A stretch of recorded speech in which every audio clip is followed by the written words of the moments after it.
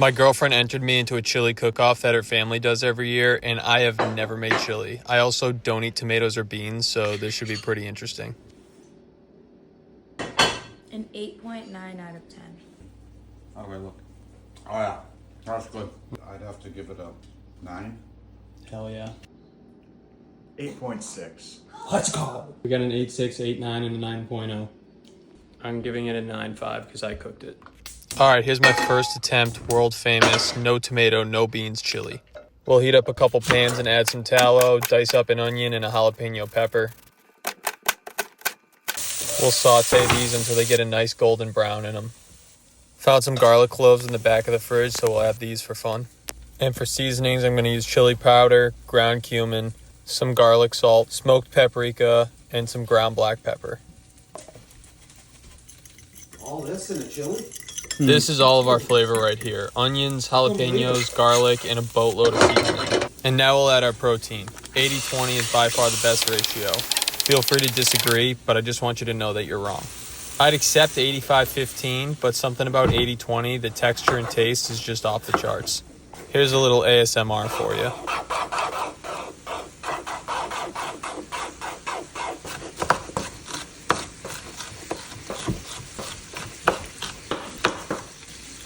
Let's clear some space for our peppers to get those going.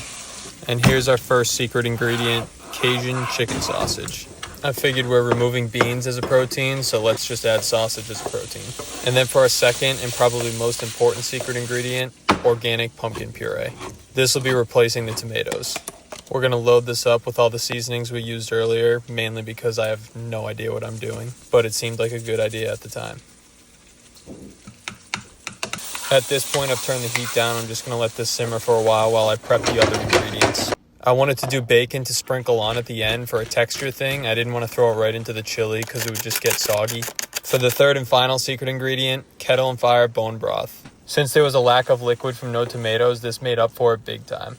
I felt like the chili needed some sweetness to go with the spice, so I'm adding Lineage Provisions raw honey, which is quite possibly the cleanest honey you can find.